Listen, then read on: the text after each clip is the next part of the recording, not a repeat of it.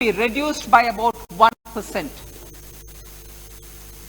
A national financial information registry will be set up to serve as a central repository of financial and ancillary information.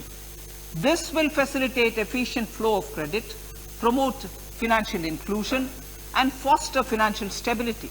A new legislative framework will govern this credit public infrastructure and will be designed in consultation with the RBI.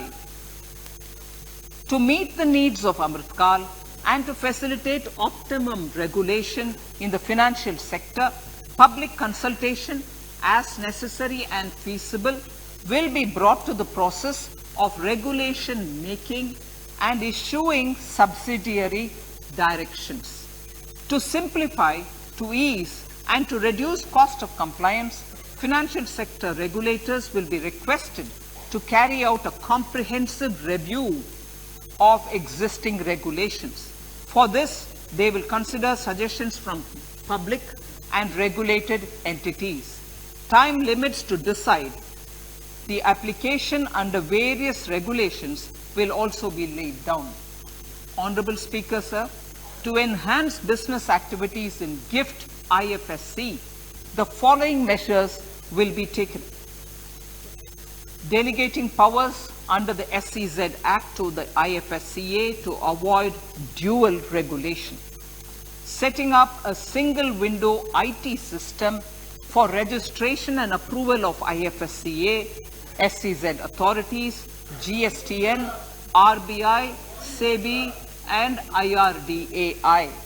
Permitting acquisition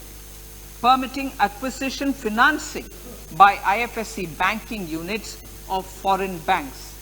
Establishing a subsidiary of Exim Bank for trade refinancing.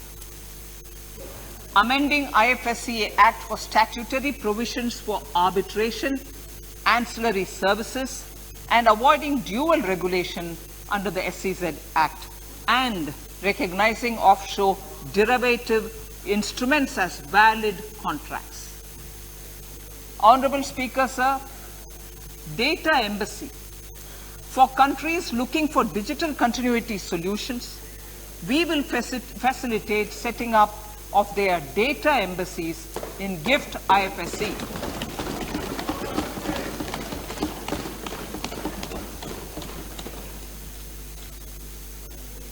Improving governance and investor protection in banking sector. To improve bank governance and enhance investors' protection, certain amendments to the Banking Regulation Act, the Banking Companies Act, and the Reserve Bank of India Act are being proposed. Capacity building in securities market.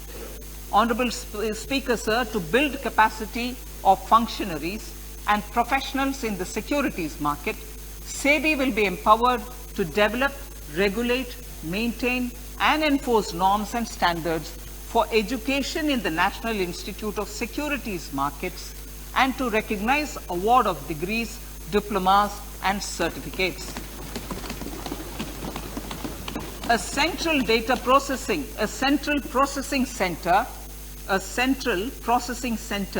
will be set up for faster response to companies through centralized handling of various forms filed with field officers under the Companies Act. Reclaiming of shares and dividends. For investors to reclaim unclaimed shares and unpaid dividends from the Investor Education and Protection Fund Authority with ease, from the Investor Education and Protection Fund Authority with ease, an integrated IT portal will be established. Digital payments continue to find wide acceptance. In 2022, they show an increase of 76% in transaction and 91% in value. Fiscal support for this digital public infrastructure will continue in 2023-2024. Azadi Ka Amrit Mahotsav, Mahila Samman Bachat Patra. for commemorating Azadi Ka Amrit Mahotsav, a one-time new small savings scheme, Mahila Samman Savings Patra or Savings Certificate, Mahila Samman Savings Certificate will be made available for a 2-year period up to March 2025. This will offer deposit facility up to 2 lakh in the name of a woman or girls for a tenure of 2 years at fixed interest rate of 7.5% with partial withdrawal option. Senior citizens. The maximum deposit limit for senior citizens savings scheme will be enhanced from 15 lakh to 30 lakhs of rupees. The maximum deposit limit for monthly income account scheme will be enhanced from 4.5 lakh to 9 lakh for single account and from 9 lakh to 15 lakh for joint account. Honorable Speaker, sir, fiscal management. 50 years interest-free loan to states. The entire 50-year loan to states has to be spent on capital expenditure within 2023-24. Most of this will be at the discretion of the states, but a part will be conditional on states increasing their actual capital expenditure.